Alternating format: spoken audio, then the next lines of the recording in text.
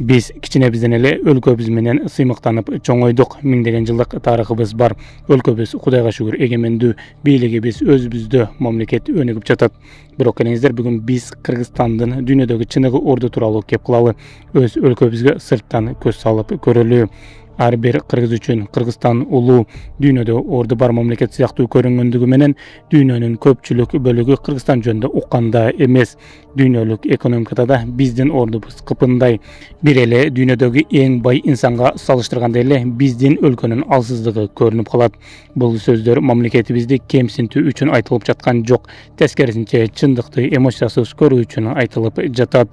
Ассаламу алейкум, урматтуу көрүүчүлөр, сиздер менен Бек Шамиров. Бүгүн мамлекеттин чыныгы абалын түшүнүү үчүн фактыларга карап, чет өлкөлүк жарандын көзү менен дүйнөдө ордубуз кандай, башка мамлекеттер бизди кандай көрүшөт, биз чынында канчалык күчтүүбүз же канчалык алсызбыз деген суроолорго жооп изилдеп көрөбүз. Андыктан бул видеого бир лайк коюңуз. Биз баштадык. Биринчи Кыргызстандын ИДПсынан баштайлы. Кыргызстандын бир жылдык ИДПсы 23 миллиард долларды түзөт.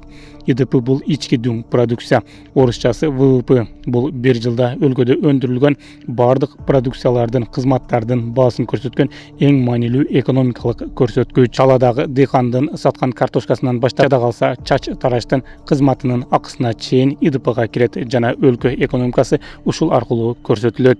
Демек, Кыргызстандын 23 миллиард долларлык ИДПсы баарын эле түшүнүктүү болду окшойт. Чындыгында бул өтө чоң сумма акча. Мамлекетибизде бир жылда айланган сумма сомго которгондо 2 триллион сом болот. Бирок ушул жерден дүйнө менен салыштырганда Кыргызстандын экономикасы канчалык кыпында экендиги байкала баштайт. Бир эле дүйнөдөгү эң бай инсан Илон Маскты мисал кылалы. Анын байлыгы бүгүнкү күндө 1 триллион 100 миллиард долларды түзөт. Кыргызстандын жалпы накталай жана банктардагы ар бир адамдын капчыгындагы же үйгө катып койгон акчасынын баарын топтосо 11 миллиард болот. Бир эле Илон Масктын өзүндө 1 триллион 100 миллиард акчасы бар.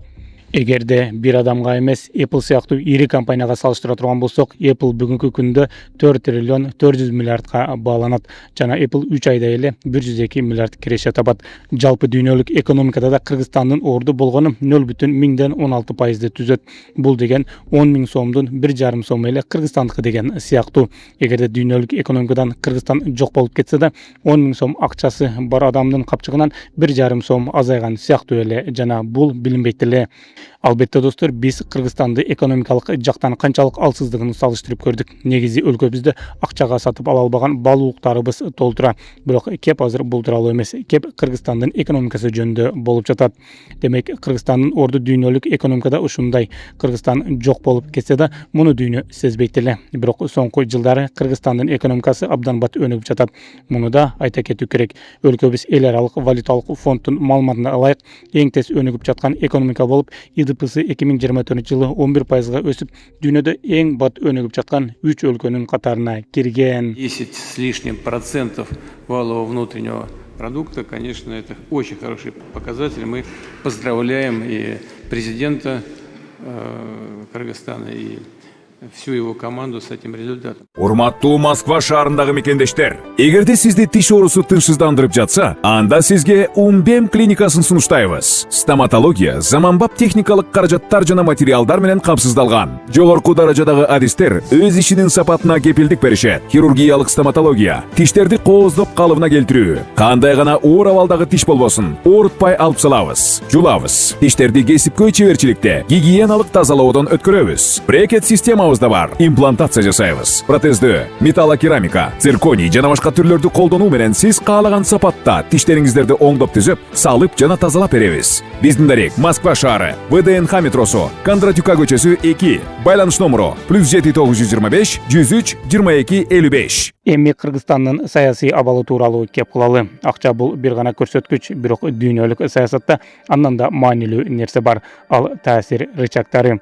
Таасир рычагы деген эмне? бул башкаларга керек болгон нерсе сенин колуңда болгондо пайда болот. Россия Европага кеткен газды токтотсо, миллиондогон адамдар анын кесепетин сезет. Сауд Арабиясы муунай өндүрүүнү азайтса, анын таасири дүйнөнүн бардык май коюучу жайларындагы баалардан көрүнөт. Иран Ормуз кысыгын тосуп алып, менмин деген акшны да кыйнап койду. Тайвань болсо дүйнөдөгү эң алдыңкы микрочиптердин 60% ашыгын өндүрөт. Бул чиптерсиз смартфондордон тартып унааларга, аскердик техникаларга чейин көптөгөн тармактар иштей албай калат. Ошондуктан чаканырал болгонуна карабастан, Тайвань менен Кытайда, Америка Кошмо Штатыда эсептешүүгө аргасыз. Эми суроо жаралат: Кыргызстан дүйнө жашай албай турган эмне өндүрөт? Биз алтын экспорттойбуз, бирок алтынды ондогон мамлекеттер өндүрөт. Биздин алтын болбосо, дүйнө аны Австралиядан, Канададан же Түштүк Африкадан сатып алат. Бизде дүйнөнү көз каранды кыла турган муунай жок. Алмаштырууга мүмкүн болбогон технологиялар жок. Башка мамлекеттер таянууга аргасыз болгон стратегиялык ресурс жок. Тескерисинче, биз көптөгөн нерсени сырттан сатып алабыз: техниканы, автоунааларды, дары-дармектерди жана көптөгөн азык-түлүктөрдү да импорттойбуз. Ал эми экспорттогон негизги нерселербиз алтын, металлдар, текстил жана чет өлкөлөрдө иштеген миллиондогон мекендештердин эмгеги. Мына ушул чыныгы алсыздык. Бизден эч ким көз каранды эмес. Биз башкалардан көз карандылыгыбыз бизди алсыз жана тилибизди кысык кылган эң башкы нерсе ушул. Президент Биркен Улуттар уюмунун трибунасынан каалагандай күчтүү сөз айтышы мүмкүн. Адилеттүүлүк жөнүндө айтат, суверенитет жөнүндө айтышы мүмкүн, эл аралык укук жөнүндө айта алат. Булардын баары туура сөздөр. Бизге Россия менен кызматташпагыла деген талап коесуңар дагы өзүңөр кеңири кызматташып жатасыңар. Бирок дүйнөлүк саясат сөздөр менен эмес, күч менен иштейт. Сөздүн артында экономика турушу керек, армия турушу керек, ресурстар турушу керек, башкалар көз каранды болгон нерсе турушу керек. Эгер сенде таасир рычагтары жок болсо, сени угушат, бирок сени менен эсептешпейт. Бир ачык мисалды айта кетели. Кытай Орусияга жардам берип, мамилесин бекемдеп келет. Бирок Кытайга Европа тараптан, Америка Кошмо Штаты тараптан санкциялар салынып жатабы? Албетте жок. Кыргызстанга болсо Орусия менен мамиле кылгандыгы үчүн, соода жүргүзгөндүгү үчүн Европа биримдиги тараптан санкциялар киргизилүүдө. Эмнеге? Жообу жөнөкөй. Кыргызстан жооп бере албайт. А Кытай болсо дал ушул жогорудагы айткандай эле таасир рычагтары бар. Кытай заматта жооп бере алат. Ошондуктан Кытайга тийбейт. Демек, биринчиси Кыргызстандын экономикалык алсыздыгы болсо, экинчиси саясий алсыздыгы. Дал ушул себептен биз Европага жооп бере албайбыз, Европага таасир да кыла албайбыз. Дал ушул себептен Орусия тараптан мигранттарга кысым болгондо бийлик мамилени олуттуу буза албайт. Анткени бизде Орусияга таасир этүүчү реалдуу күч жок. А Орусия болсо бизге түздөн түз таасир эте алат. Кыргызстандын кийинки алсыздыгы бул армия. Эркиндик мамлекет үчүн эң баалуу нерсе. Эгер элдин көз карансыздыгы жок болсо, анда анын башка эч нерсеси жок деген сөз. Ошондуктан ар бир нормалдуу мамлекет өзүнүн коргонуусуна мүмкүн болушунча көп каражат жумшайт. Анткени коргонуу жок болсо, калган бардык жетишкендиктердин мааниси жоголот. Эми Кыргызстанда эмне бар экенин карап көрөлү. Бүгүнкү күндө Кыргызстандын армиясында болжол менен 23.700 аскер кызмат өтөйт. Алардын ичинен болгону 8.500-ü кургактагы аскер күчтөрүнө тиешелүү. Кытай менен салыштыруу деле маанисиз. Кытай армиясында 2 миллионго жакын аскер бар. Ар бир кыргызстандык аскерге дээрлик 100га жакын кытайлык аскер туура келет. Бирок Кытайды мисал келтирүү океан менен тамчыны салыштыргандай эле нерсе. Ошондуктан адилеттүү мисалды алалы. Израиль аймагы Кыргызстандыкынан дээрлик 10 эсе кичинекей, калкы болгону 10 миллионго жакын. Бирок ар бир кыз мектепти бүткөндөн кийин 2 жыл милдеттүү түрдө кызмат өтөйт. Ар бир жигит 3 жыл кызмат өтөйт. Андан кийин дагы резервтерде калтырылат. Натыйжада бүтүндөй өлкө чоң резервтик армияга айланат. Израилдин чалгын кызматы дүйнөдөгү эң күчтүү кызматтардын бири болуп эсептелинет. Мындан сырткары Израиль заманбап аскердик техникалардан бери чыгарып келет. Дал ошол себептен чакан Израиль өзүнөн бир нече эсе чоң мамлекеттер курчап турган аймакта жашап келе жатат. Айланасында 100 миллиондогон мусулмандар бар. Бирок Израиль эң башкысы армияга басым жасаган. Анткени күчтүү армия гана өлкөнү кооруп көп тура алат.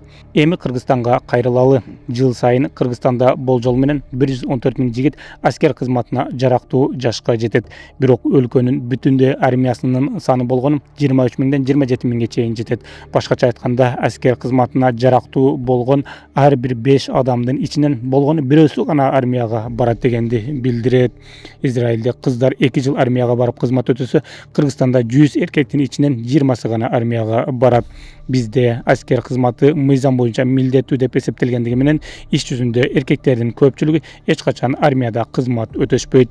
Кимдир бирөө окууга кеткен, кимдир бирөө эмгек миграциясына чыгып кеткен, кимдир бирөө чакырууга туш келген эмес. Ошентип Кыргызстандын армиясында аскерлердин саны абдан аз. Эми техниканы карайлы. Кыргызстандын карамагында болгону 6 учак жана тик учак бар. Ал эми истребительдер жок, бомбалоочу учактар жок. Коңшу Өзбекстанда ондогон согуштук учактар бар. Казакстанда толук кандуу аскердик аба флоту бар. Кыргызстанда болсо бир дагы истребитель жок. 2021-жылдагы маалымат боюнча Кыргызстандын армиясында 215 танк, 414 БТР жана БМП, ошондой эле 207 артиллериялык система болгон.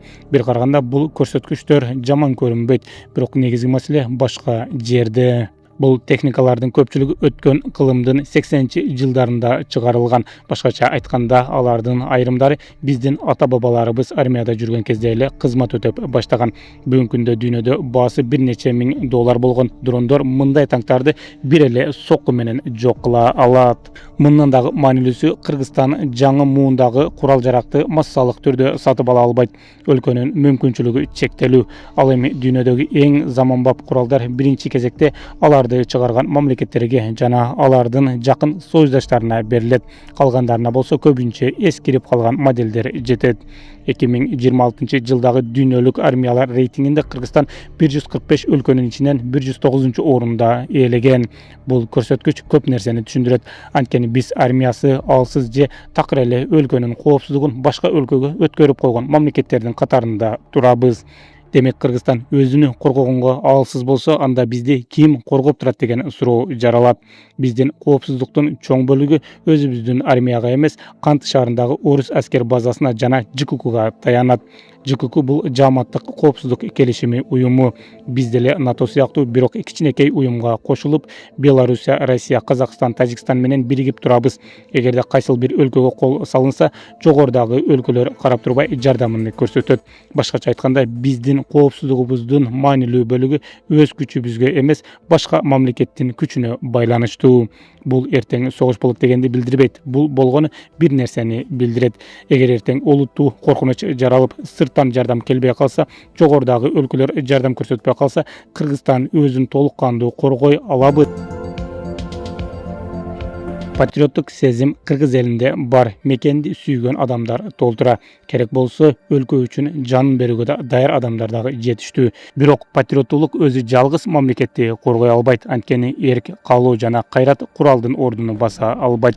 Даярдыктын, армиядагы даярдыктын ордуну да баса албайт. Бул менен биз эмнени айткыбыз келди? Ооба, мекенди сүйгөн кыргыздар көп, бирок биздин армия тилекке каршы алсыз. Жогоруда айткандай эле, күчтүү армия өлкөнүн эгемендүүлүгү үчүн абдан маанилүү. Бул тууралуу сиздин оюңуз кандай? Комментарий калтырыңыз. Биз болсо дагы да кызыктуу, пайдалуу видеолорду чыгарууга аракет кыла беребиз. Кийинки видеодон көрүшкөнгө чейин аман болуңуз.